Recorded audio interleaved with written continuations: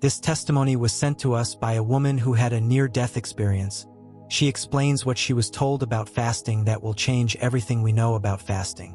So as you listen, please, I will encourage you to take note, watch to the end to be able to understand everything that she was told. Now let's get started. My name is Katie, and I'm 34 years old. If you had known me before, you wouldn't recognize the woman I am today.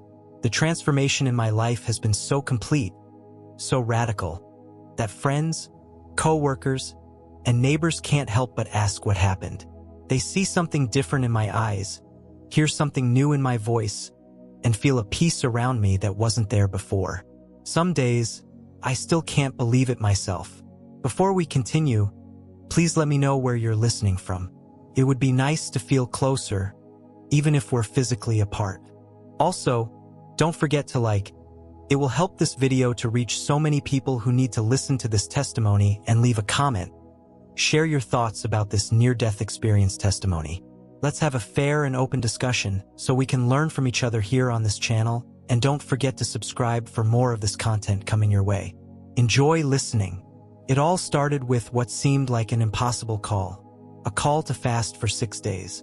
6 whole days without food, drinking only water. I had never done anything like that before. The very thought terrified me, but something deep in my spirit knew this was what I needed to do. The call came during my morning prayer time. It wasn't audible, but it was clearer than any voice I'd ever heard. 6 days, the impression came. Fast for 6 days. My heart raced. I was already struggling with so much. My brother Josh was battling addiction, my marriage was strained, and I felt spiritually dry and disconnected. The first day was the hardest. My body screamed for food, my head pounded, and doubt crept in constantly. Was I being foolish? Was this really from God? But as each day passed, something beautiful began to happen. The physical hunger gave way to a spiritual hunger I'd never experienced. I felt closer to heaven than I'd ever felt before. By the 6th day, I was weak but strangely peaceful. I had no idea that this fast was preparing me for something that would change not just my life, but my entire understanding of the spiritual realm. It happened on my way to work that morning, just as I was ending my fast. A truck ran a red light and slammed into the side of my car. The impact was devastating. Later, the medical report would show that I was clinically dead for 17 minutes and 23 seconds. No heartbeat, no brain activity, gone. But I wasn't gone. Not really.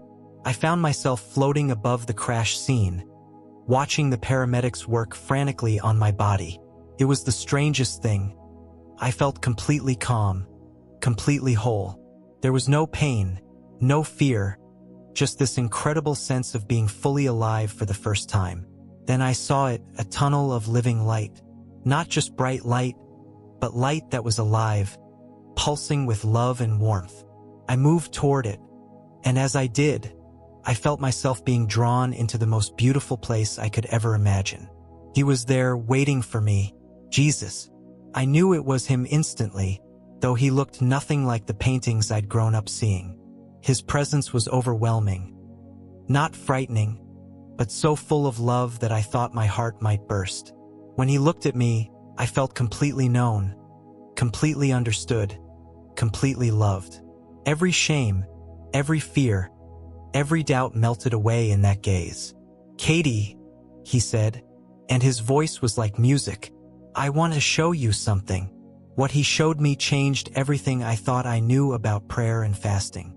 I could see them, golden threads of light stretching from earth to heaven.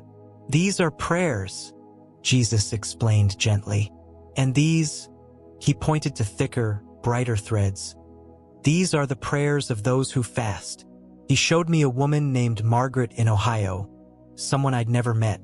She was on her knees in her little apartment, fasting and praying for her city. From her rose this incredible column of light, and I watched as it pushed back darkness over her entire neighborhood. "This is the power I've given my people," Jesus said. "But so few understand." As we moved through what he called the halls of time, Jesus showed me the spiritual impact of fasting throughout history. I saw Moses on the mountain for 40 days, receiving the 10 Commandments while fasting. The light around him was so bright it changed the spiritual atmosphere over all of Israel. I saw Daniel, fasting and praying, creating breakthrough not just for himself but for entire regions. Each fast created what looked like spiritual storms in the heavenly realm, pushing back enemy forces and opening up pathways for God's power. Fasting partners with heaven, Jesus explained. It creates an opening, a vulnerability that allows my power to flow through in ways that wouldn't otherwise be possible. Then Jesus' expression grew more serious. Katie, my church doesn't understand what's coming. The battles ahead will require this kind of fasting. The enemy is preparing, but my people are spiritually asleep. He showed me what looked like approaching storm clouds, dark and threatening, moving toward the earth. They will need the armor that only fasting can provide. They will need the authority that comes from this kind of sacrifice. One of the most beautiful things I saw was what happened when believers fasted together.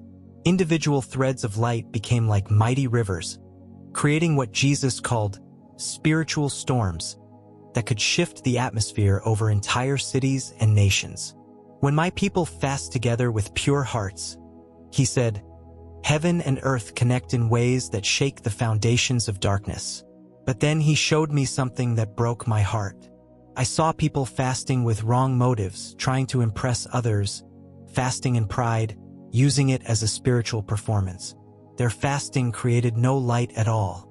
Religious fasting is empty, Jesus said sadly.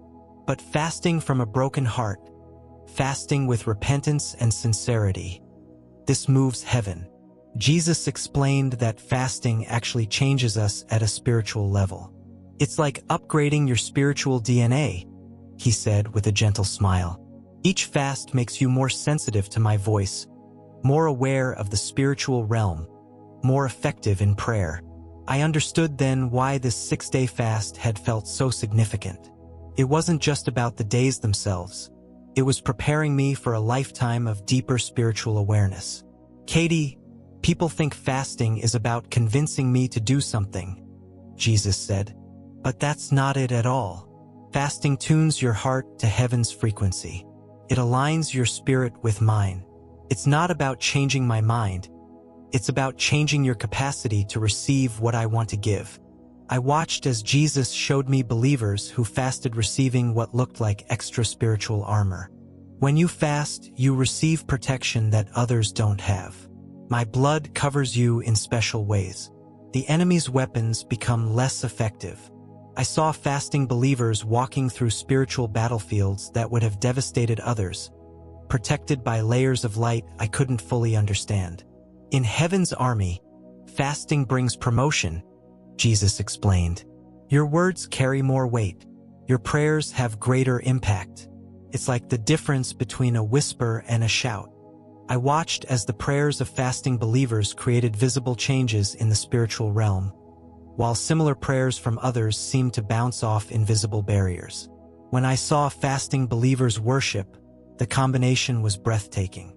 Their worship created harmonies I'd never heard before, and the fragrance of their sacrifice filled the heavenly realm with something beautiful and unique. This is what worship with sacrifice looks like, Jesus said. It creates music that can't be created any other way. Then Jesus showed me something personal. I saw my brother Josh, bound by chains of addiction. But as I had fasted and prayed, I watched those chains weaken and crack. Your fast didn't just change you, Katie. It created breakthrough for him too. Fasting breaks generational curses, destroys strongholds, and sets captives free. One of the most amazing things Jesus showed me was that when we fast, we're actually joining him in his ongoing intercession for the world. I'm always interceding, he said. When you fast, you partner with me in that work. And Katie, it brings me joy. The thought that my fasting could bring joy to Jesus overwhelmed me with love and purpose. Fasting creates highways for my power, Jesus explained, showing me what looked like bridges of light spanning from heaven to earth. It restores spiritual inheritance that's been lost. It opens pathways that have been closed for generations. Perhaps the most incredible thing I saw was how one fast could impact generations. Jesus showed me streams of light flowing from faithful fasters, touching their children, grandchildren, and people they'd never even meet. Nothing done in faith is ever wasted, he assured me. Every sacrifice echoes through eternity. Sometimes I call people to fast before they understand why, Jesus said. It's preemptive fasting, building strength before the storm, creating breakthrough before you know you need it. I realized that my 6-day fast had been exactly that, preparation for something I couldn't have imagined. Then Jesus looked at me with intense love and purpose. Katie, I'm sending you back. The church needs to understand what I've shown you. Biblical fasting isn't optional for what's coming. It's essential preparation. As quickly as it had begun, the experience was ending. I felt myself being drawn back toward my body, back toward earth, back toward a life I now knew would never be the same. Months later, during another fast, my heart stopped again. This time for only a few minutes, but it was long enough for Jesus to show me more. I saw streams of light flowing from our church as more people began to understand and embrace fasting. Revival was spreading, and it all traced back to people who were willing to fast and pray. Our church began fasting together regularly. The spiritual atmosphere changed completely. We saw healings, breakthrough, and a new authority in our prayers. Other churches in our area began to notice and ask what was different. This is just the beginning, Jesus had told me. When my people truly understand fasting, everything changes. In that second encounter, Jesus gave me final words that still ring in my heart today. Tell them this isn't about earning my love. They already have that completely. This is about receiving power for what's ahead. The darkness is increasing, but so is the light. Those who learn to fast will be the light bearers. When I fully recovered, the doctors called it miraculous. But the real miracle was what had happened to my heart and spirit. Josh's deliverance from addiction was complete and lasting. My marriage was restored. My entire life had been transformed. But more than that, I now carried a mission. I understood that fasting wasn't just a religious practice. It was a sacred partnership with heaven, a way to align our hearts with God's heart and receive power for the battles ahead. As I share this story, I can't help but feel that Jesus is calling many to this same journey. Not everyone will have a dramatic encounter like mine, but everyone who fasts with a sincere heart will experience transformation. The spiritual battles ahead are real. The darkness is increasing, but God has given his people a powerful weapon in fasting, a way to connect with heaven's power, to receive spiritual armor, and to create breakthrough for ourselves and others. Jesus is calling you. He's calling you to fast, to pray, to partner with him in the great work of intercession. The time is now. The need has never been greater. Will you answer the call? The question isn't whether you can fast. The question is whether you will. Heaven is waiting. Jesus is calling. And the world desperately needs people who are willing to pay the price for spiritual breakthrough. So if you are listening to this today, it's time to make that spiritual progress You must understand that life is not a joke. You need to pray and fast the right way for you to be able to get result, and that is what this testimony is all about. Thank you for listening. If you have been blessed, please like this video, share to your loved ones. Also, don't forget to share your thought in the comment section. I will be willing to learn from your experience about fasting and how it has helped you in your walk with God. For our new viewers, please subscribe to our channel for more of this eye-opening testimonies coming your way. Until next time, remain blessed.